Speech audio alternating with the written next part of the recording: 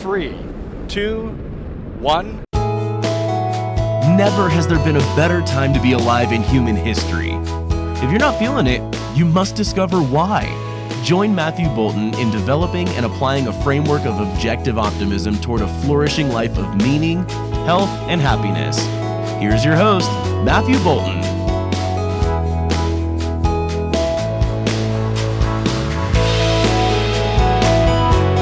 Hi everybody, welcome to Mr. Brightside. I'm Matthew Bolton. Before last week's show discussing the essence of the meaning of the Christmas spirit, I'd been talking recently of human relationships, of how others fit into a life dedicated to the pursuit of one's highest potential in human flourishing, which is what we're all about here on Mr. Brightside. And given what I've said constitute healthy human relationships, and especially as we're in the midst of the Christmas season, one might wonder whether charity is proper within this framework. If only win-win is good, according to the view I've been laying out, then charity, which necessarily doesn't involve a win, is no good, right? I did say unequivocally that lose-win is immoral. Well, today I'd like to examine that question of how charity fits into a value-seeking as opposed to value-surrendering life. For one, I'm going to indicate today that charity might be and ought to be win-win in a sense, and I don't just mean that you do it because someone will do you a good turn later. But more, there's also this idea of commensalism to help me illustrate my idea of what good charity is, as it offers a perfect picture of what non-sacrificial charity can and ought to look like. This idea of commensalism, I mean, once more from that children's English textbook and one of its science section units, interactions among living things that I've been milking for some weeks now. If you're a regular listener, you'll know that I was reading this text with a young Korean student in my private English lesson in my home a few weeks ago. And it was some seemingly innocuous definitions of various symbiotic relationships among organisms in nature. The text laid out mutualism, commensalism, and parasitism that to me revealed various parallels in human relationships. And I declare to you all that this is the last I'm squeezing out of the thing. But here's what, it's not really that I'm wringing it dry and thin. There's just really so much in there. You see, I'd originally planned to make one show of it, but as I went along first contrasting mutualism and parasitism, I began to see that the idea of commensalism was rich with parallels in its own right. And then even then, I was still going to outline it all in one go, but I later thought it better for listeners to digest those ideas distinctly. So you got the part 2 a couple weeks ago. But then as I went along with the commensalism track for part 2, it became clear that within that, there were 2 big ideas represented beautifully, and that these 2 were distinct enough to warrant separation as well. With that then, let us call this Moral Lessons from a Children's Science Textbook, part 3, if you will. And let me emphasize that this is the final installment, I swear. Although, you know, guys, I can really never get tired of talking about harmonious human relationships. It's a beautiful thing. And another beautiful thing is constructive conversation, which is what I'd really like to have with people. For now, it's very one-sided with me kind of talking into space. Although I do see the numbers of people viewing on YouTube and listening on various podcast audio media each week, and I very much appreciate you. It's true that I'm putting these ideas into words and out into reality for myself to review, to reformulate, and to use in my life. But it's also true that I wouldn't do it if they were to absolutely no one. I might do some journal notes or something, but not fleshing them out into full podcasts or self-contained articles, and certainly not weekly like this. So I always thank you for listening. But it would be an even more fruitful exercise if I got some feedback on top. This way I could better clarify the ideas for myself and for listeners. You undoubtedly have questions that haven't occurred to me or that I haven't otherwise addressed. I have received some questions on other shows, and I thank you, those who have and do sometimes. But please, everybody, don't be shy to ask any question or challenge anything on here, on this or any episode. You may do this in the comments section where you're listening now, or you may go to the Mr. Brightside Facebook page. That's facebook.com/MatthewBolton.ca. Of course, sharing is also a beautiful thing. If you think this podcast might be valuable to anyone else, and maybe even better, if you like a specific episode and you think someone else you know would like it, please share it with that person. You never know who will take a message the right way and how it might help them. You know, it's the season for giving, so give them something that will cost you almost nothing. And hey, that sounds a lot like the kind of giving I'm talking about today. So let's get on with it. So first, a quick review on symbiosis as we're using this concept to reflect human relationships. Remember that while mutualism involves organisms benefiting from their relationship, that is win-win, and parasitism involves one organism benefiting at the expense, sometimes to the absolute destruction of the other, that is win-lose, Commensalism was a relationship in which one organism benefits and the other organism is neither harmed nor helped. And I called this a kind of win neutral last time. And the text gives us the example of a shark and a remora. If you remember, the remora attaches itself to the shark, feeding off the scraps of the shark's latest meal, and the shark is indifferent to this.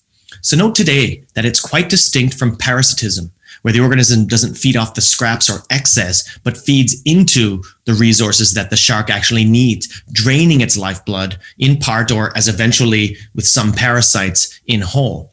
Here again, guys, and this is the key, in commensalism, it feeds off of excess, that which the shark or other organism is indifferent to and won't notice either way. Now, first, in our discussion on charity, I won't include gifts to loved ones in this. While you may say that a gift is something you give without getting anything in return, there is an exchange of spiritual values. This, then, is more an example of mutualism or win-win trade. Now, I covered some of this idea in the first installment, Nothing Lost in Human Relationships. And you can also find an even fuller discussion of it in a slightly older episode, Love is Not Selfless. But as to regular charity to a stranger or general neighbor, I want to highlight the issue of sacrificial versus non-sacrificial charity. In my view, sacrificial charity is immoral and you shouldn't do it.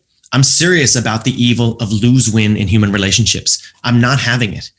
And my aim here today is to arm listeners against an unfounded sense of duty and guilt that motivates such pointless self-immolation, mainly, of course, by offering a positive alternative.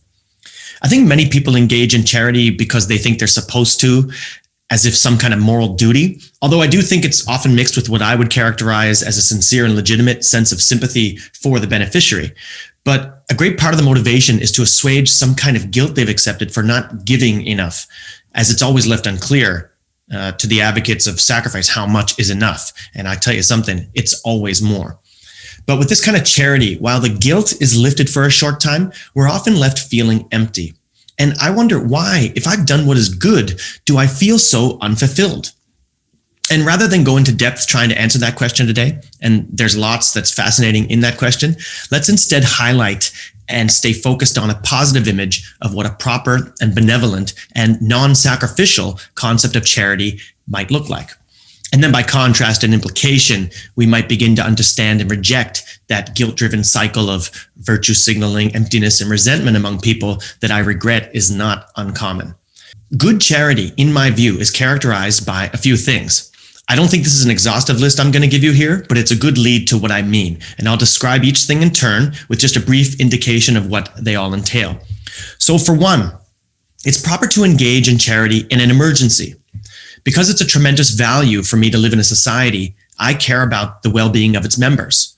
I've said in a recent show that life is not a zero-sum game, and to the extent others are rich, I'm richer. And it's no good for me if my neighbors all suffer. So I think about 9/11 as an example. I think about an Anne with an E, that Netflix show based on the Anne of Green Gables books. There's an episode where one neighbor has a fire in their house and the whole community rushes to help out with the fire. This is completely proper. Like in such cases, it's not that I ought to say, well, this doesn't add to my life and I have better things to do with my time. And, I have to pursue my own values. So screw this, right? That's not what I mean when I'm saying this stuff. Values, rationally defined, are hierarchical and long range. And to win, quote unquote, in an interaction does not mean to snatch at everything one wants moment to moment throughout one's life. With this approach, one would get nowhere and achieve nothing. So in any singular instance, someone else's immediate interests or needs might be more important than my own. So it's totally proper to give up some of my time and resources to help in an emergency. Commensurate, of course, to the gravity of the situation, among other factors. But that's a big discussion beyond the scope of today's show. But this leads to the next point, which is that good charity is temporary. An emergency, by its nature, is temporary. And after having helped a person through some ordeal or back on his feet, as it were, it is not proper to then make myself responsible for their well-being afterward, seeing that they have a good job or sufficient food, etc. Other people are not my charge. Their life is not mine to live. My moral responsibility is to live my own life, as is theirs.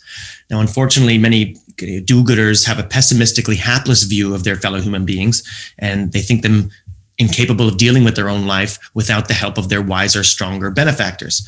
But the optimistic alternative looks something like, this is a strong person who happens to be in a hole. With only a little help from me, I can help them out. Then I'm on my way. Good luck. And now there's the question of who I ought to be charitable toward.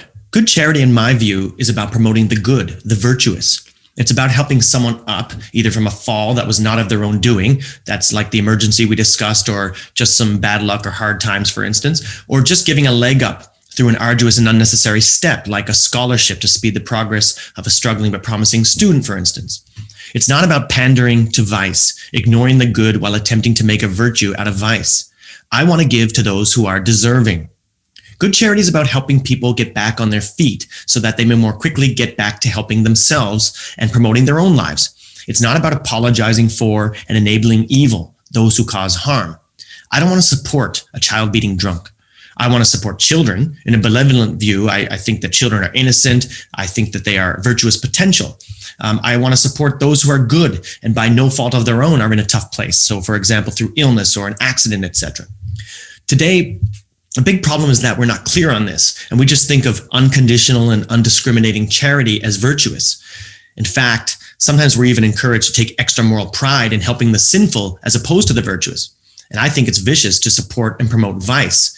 And I think we ought to distinguish between earned and unearned suffering when considering who we choose to be charitable toward. If you're about justice, and I am, justice means getting what you've earned and deserve. And some people deserve to be miserable. And we betray the good when we are charitable to evil. Now, underlying all of this stuff, a big key in the theme today is that good charity is non-sacrificial. One gives of excess, not cutting into one's livestock.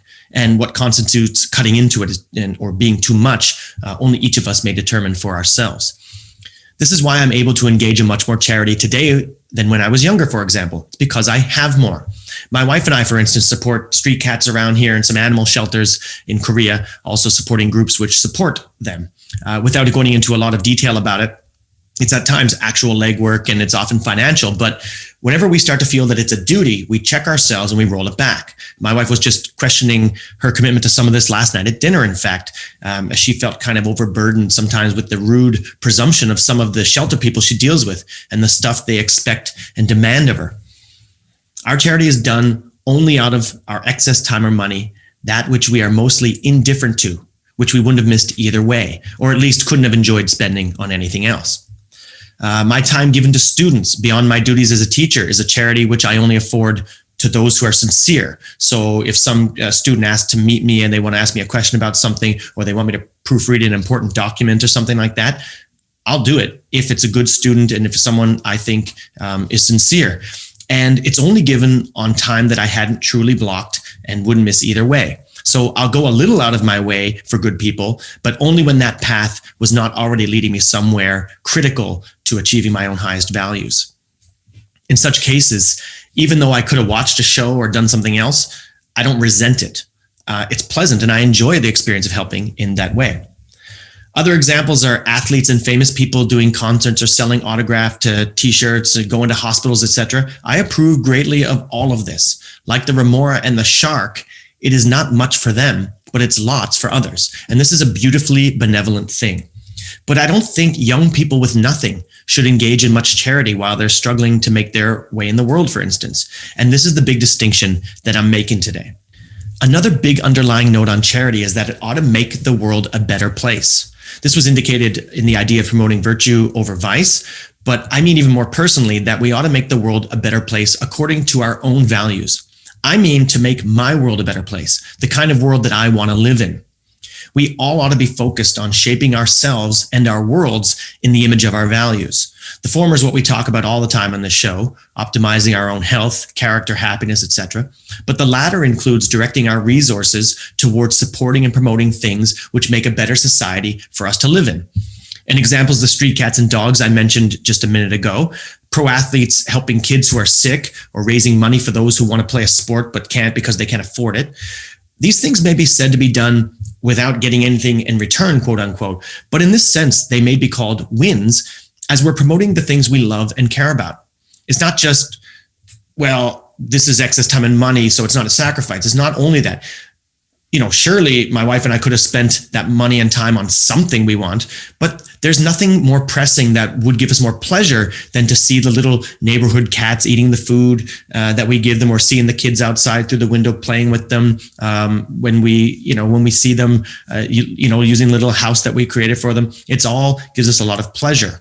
For the athletes that I mentioned, they're promoting the game they love, seeing kids enjoy it as they did when they were kids. Imagine like a pro hockey player in the off season, right? They're on holiday, go see some fans, start a hockey school. I mean, it's not like you're giving up, like during the season, giving up all your time so that you can't perform and enjoy the work you love and the game you love. It's things that are extra, and it's promoting a world that you love and a game you love. So I don't find any of that sacrificial, and it's the kind of thing that we're talking about. Knowing that we're helping to encourage and realize the kind of world we want to live in is the source of that glowing, warm feeling of giving at Christmas, of course, and anytime. So let's check this idea of blind, unconditional, undiscriminating, and sacrificial charity, which can only serve to destroy values, in my view. And let us instead embrace, adopt, and advocate for a more benevolent view of charity that advances virtue without feeding into one's lifeblood and draining us. Engaging in charity ought to make us fuller, not empty. There's a final key point now to note about charity that's not really part of describing what it looks like, which is that it is not where our virtue comes from. And this is one of the big mistakes we make. Imagine the implications of this for one moment. If we need suffering to be virtuous, then is the elimination of suffering a good goal? With this view, one wants to see suffering, needs it, else how would one be virtuous? I don't see anything benevolent in that.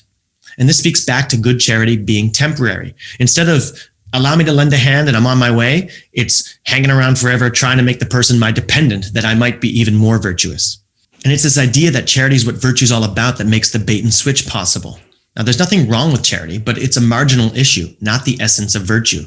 But there is something wrong with sacrificing oneself out of a sense of duty or unearned guilt. And the bait and switch, I mean, is that by making such a grand virtue out of charity, to the extent we accept it as a moral duty, people may then demand ever more sacrifice out of you. There's no virtue in martyrdom. There is virtue in adding to the world. And we add to the world not through lose-wins, which are net zero, but through win-wins, which are net gains, and through giving of our excess. This is what benevolent, non-sacrificial charity can and ought to look like, in my view. And there's much more to say on it, and I know there are endless examples and discussion to be had, but I have to cut it off somewhere. Remember that this is just an indication of my view. So before I give a final word, let me ask you once again to please help me make more clarity out of this issue by asking questions and or making comments. You can do this in the comments section where you're listening now, or you can go to the Mr. Brightside Facebook page, facebook.com/MatthewBolton.ca. And again, give the gift of food for thought to anyone you think might enjoy or otherwise get any value out of the show. And I thank you all for that. Now, for my final word, I'd like to offer a separate but well-connected note to our theme today about the abundance mindset and generosity. The abundance mindset is a well-known concept whose antithesis is the scarcity mindset. And relating such a view of abundance to generosity, let me declare that misers are not charitable. Misers being people who, whether rich or poor, feel scarcity. I was reminded of this point in watching A Christmas Carol recently, and then only last night watching The Man Who Invented Christmas, which is a delightful movie telling the story of Charles Dickens' struggle to devise, write, and publish that famous novel. And observe that the infamous Scrooge is the archetypical miser, and that he's the least charitable man one might imagine. And observe then that I think it's the ghost of Christmas Present who, in a scene where they're looking over the Cratchits at their dinner table, he says that they felt abundance, kindness, and generosity. And everybody knows that they had relatively little. Now, when he said that line in the movie, I was sitting next to my wife, of course, on the couch, and I leaned over watching a movie, so I couldn't make a big point of it. But I just said quickly, "Oh my God, abundance, kindness, and generosity. Those are so obviously connected." But I just got right back to it. Just wanted to make the point and then get back to watching the movie. I just mentioned in the Christmas episode last week that people who are happy and love their lives wish well for others, empathize with others, and want to help with honest struggle. But people who are miserable resent happiness and any success, and they're actually unsympathetic to others' misery. Now, they claim to be, but when it comes to any real action, they're the skimping kind. It's only ever lip service to garner sympathy for themselves and to rationalize self-pity. Pay attention to this when you watch A Christmas Carol this season, or I highly recommend The Man Who Invented Christmas, and see that it is those who feel abundance in the world who are most generous and charitable. And with this understanding, we can see that there's no contradiction in pursuing one's own life without thinking of others first. We need not feel guilty for that. Instead, creating and celebrating abundance in our own lives is what makes us feel a benevolent sense of brotherhood with all. And it is that which is the source of the empathy that drives us to want to be charitable to those who are good, but who are in temporary need. This Christmas, be kind, be generous, be happy, be full. Merry Christmas to you and yours. Mr. Brightside, your time out to refresh, refuel, and refocus your mind and energy toward building an optimistic framework for flourishing. Life is good. It's up to you to choose the bright side.